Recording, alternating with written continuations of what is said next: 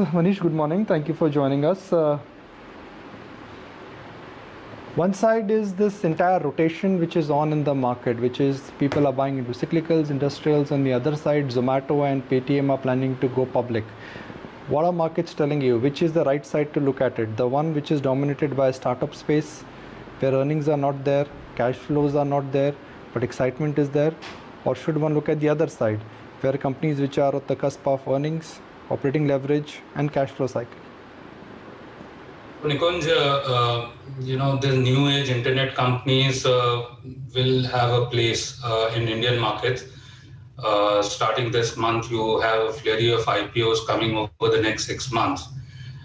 Traditionally, Indian markets have really not given too much of value for companies which do not generate profits.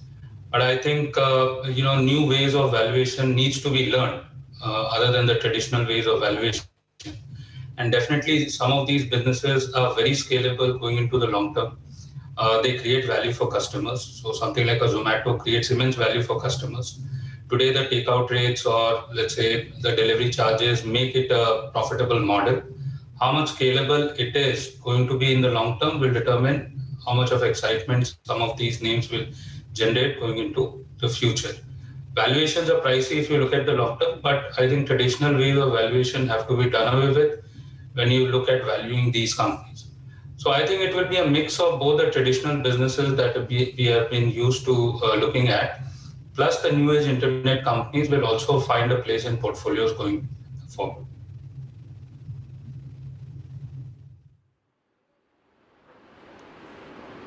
When we spoke last, Manish, you said you're buying into industrials and cyclicals and you were betting on the economic recovery and revival of the capex cycle.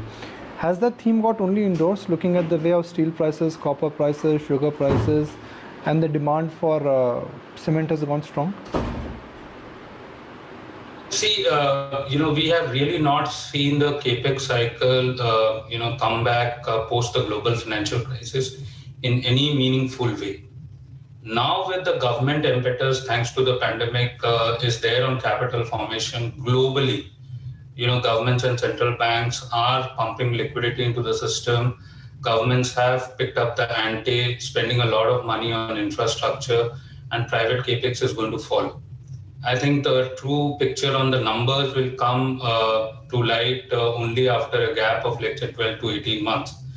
So I think it makes sense to buy ahead of the cycle playing out because here you get the valuations very benign, looking at the next upcycle.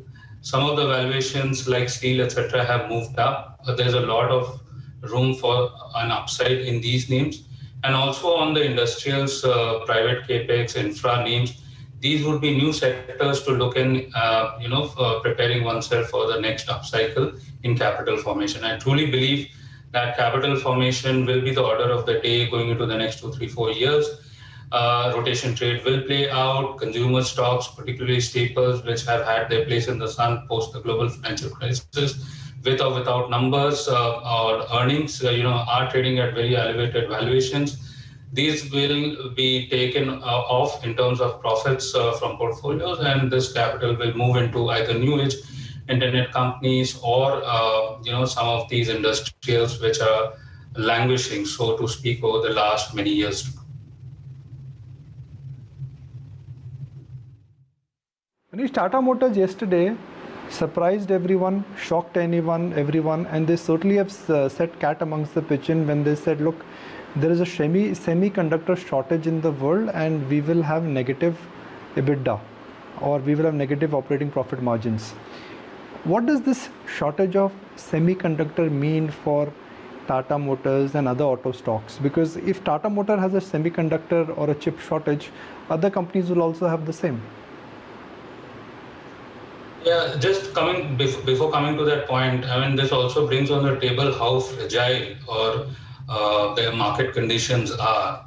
Yesterday we saw 10 bips increase in government yields, government bond yields, the 10-year, and some negative news coming out of Tata Motors, and the markets gave away all the gains. So markets are really, even as the juggernaut rolls on, the market, markets are really looking for some negative news to correct. So that's one portion. Now, coming specifically to Tata Motors, not just Tata Motors, I think globally there has been a chip shortage due to the large corporation in Taiwan which manufactures globally, on a global scale, the chip that is required for many industries, whether it be air conditioners, whether it be motorcycles or two-wheelers or four-wheelers. I mean, that's the order of the day. And, auto majors have been highlighting that there has been a chip shortage over the last, two conference calls. There was some hope that this is going to get abated over a period of time. It has not really got through, even as we speak in this quarter. So I think everything else being in place, the demand being in place, if you don't have a semiconductor that is to be put in the automobile, the vehicle doesn't come to the market. Of course, it's more of a supply side issue than a demand side issue, and markets are actually going to look through this. As far as the negative cash flows, I mean, they have been writing off a lot of assets over the last many quarters. I mean, this is, what it highlights is the amount of capex that they had done in Tata Motors, particularly JLR. The amortized value has to be taken into account because, the assets are actually being carried at more than the fair value that it represents. And it only demonstrates some poor capital allocation on account of for the company in the preceding years, and that is now being brought to market. The mark to market is being taken. So this has been the problem for Tata Motors for quite some time, even as the outlook on the domestic CV business is pretty decent. But this constant, continuous asset write-down seems to disappoint shareholders quite massively. So that has been a problem. I think chip shortage will get abated maybe over the next 6 months if global majors like Bosch, etc.,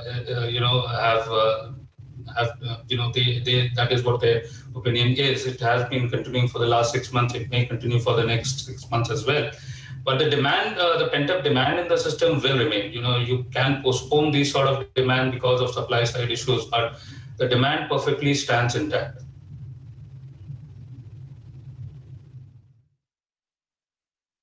Hi there, good morning. Wanted to also understand how you're looking to play the entire agri theme. For now, monsoon seems to be have paused a tad, but with the predictions of a normal monsoon, is there any way that you're looking to bet on rural as well as agri stocks? Yeah, I mean, look, agrochemicals are in a sweet spot. Only problem is fourth quarter of FY20.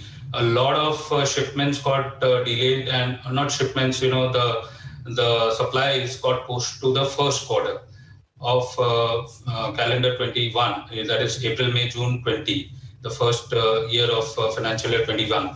So from that point of view, I think, on a YY basis, the first quarter numbers are going to look like single-digit earnings growth because, a lot of postponement of supplies happened to the first quarter of FY22 vis-a-vis what was supposed to happen in the fourth quarter of FY21. This was due to a lockdown situation that we entered, the first lockdown that we saw in the fourth quarter.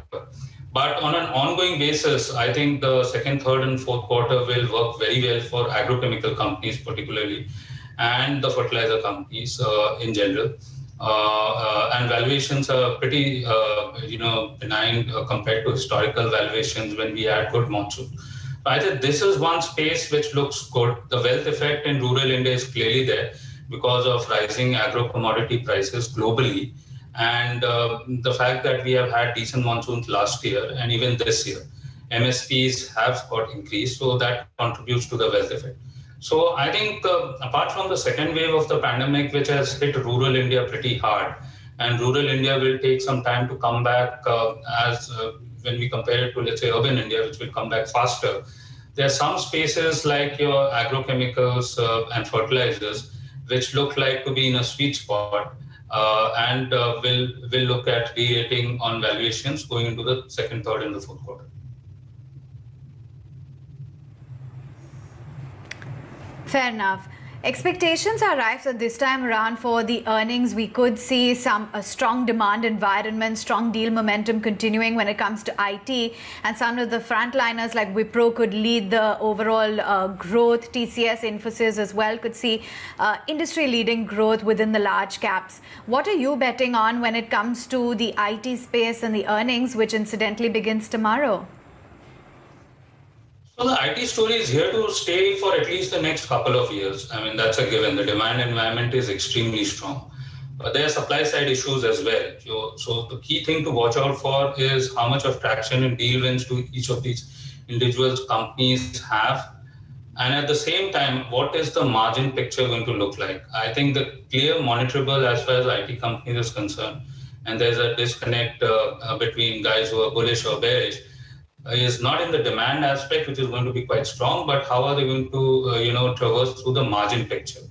Because a lot of expenses which were hitherto not there in the last year has come back. Travel expenses, sales, marketing, general expenses, they will tend to move up. Salaries have got increased. There is a shortage on lateral hiring as far as talent pool is concerned. So how each of these companies manage the employee pyramid is going to be something which would be watched out for in the numbers. But the environment remains quite strong. The sector is in a sweet spot. I think commentaries around longevity of growth on the IT sector beyond 2023, that is the next 8 quarters, that is going to be what is going to be watched out for, and how the margin picture looks like in each of these line items, cost line items, which each of these companies work through.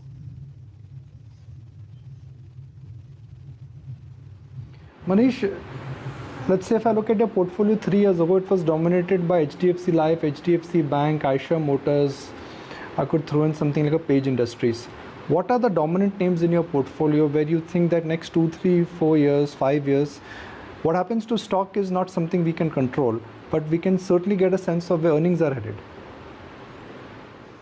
I think if you look at the current situation, I think IT, pharmaceuticals, financials, and to some extent consumer, these would be the 4 dominant themes in our portfolios. And within that, financials, it would be more a case of banks vis-a-vis NBFCs.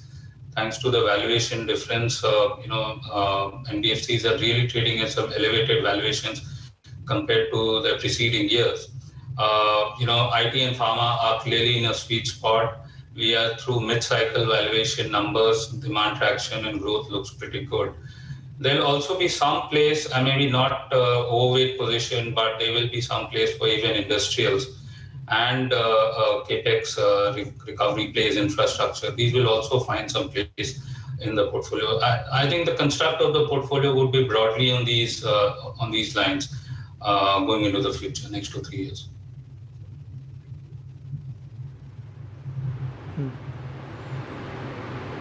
Within the index, when I say Nifty 50, which are the two, three names you think are likely to surprise us? Metals is clearly one space. It has really gone up 2-3x from these levels, and I think the environment for metals is pretty strong. And now that they have some decent allocation in the index, this will be one space will be watched out for. Of course, the ESG angle comes through, because these are polluting industries. So, companies in the commodity space, and specifically so in the chemicals or in the metal space, which has a good ESG score, they can really surprise on the upside. Plus, we'll have some of these large unicorns, the new age internet companies, they will be starting at $1 billion plus. And of course, some of these will be multi-billion dollars in terms of valuation. These will definitely come into the index at some point in time. These have a propensity to surprise us on the upside or on the downside, given how scalability on some of these businesses are going to play out, as far as the visibility into the future is concerned.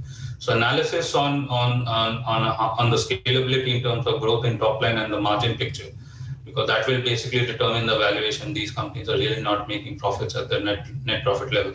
So I think these are 2 spaces which will clearly surprise. I think LIC, when it comes into the index, will be a no-show, given what they have in their books, etc., and the fact that there is value migration happening from public insurers to private insurers. So I think these would be the two spaces which should be clearly on the watch list. There could be a lot of alpha or negative alpha which can come or not come because of these two factors.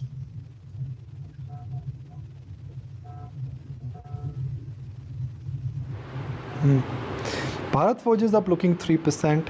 You got TVS Motors that's making a comeback. Tata Motors is also looking very decent. You got uptick which is now clearly visible in some of the energy stocks as well. Manish, for next couple of months, where is energy as a complex headed? Oil prices are high. Markets are no longer using crude as a dirty word. The ESG framework which people have used suddenly is not applying because NTPC and ONGC and HPCL and BPCL are doing well. Is there merit in buying energy stocks?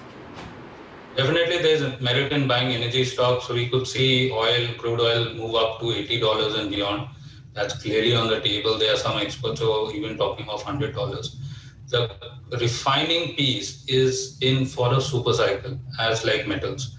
Because what is happening is that there is a global open up trade which will bring demand of something like 5 million barrels. Right there, you don't have too much of supply coming in because of this whole EV angle. Not too much of supply is coming in. Some bits and pieces are coming through. Shale gas is not going to change supply dynamics significantly. So once you have, let's say, demand come through because of this whole pandemic open up, and then you don't have supply, getting augmented either through OPEC or otherwise, you are looking at a situation where product demand is going to be far in excess of what it has been. So currently, let's say Singapore GRMs are trading at something like $1.2, $1.3, $1.4 per barrel. And normalized, if you have a new refinery which is supposed to make money, then you should probably be headed towards that $5 GRM sort of a mark. So I think refining is in for a super cycle. Crude oil is in up. Again, once you have this piece of the energy basket move up, there is going to be energy parity. So we'll have the trickle-down effect coming on LNG, CNG, coal, etc. So again, this is one space which is quite undervalued, out of favor. Of course, there is an ESG angle to this whole piece, but once you get a score on this, and if there is some merit in terms of risk and reward, this clearly looks like a good bet. Okay. Manish, good to have you on the show as always. Wish we had more time.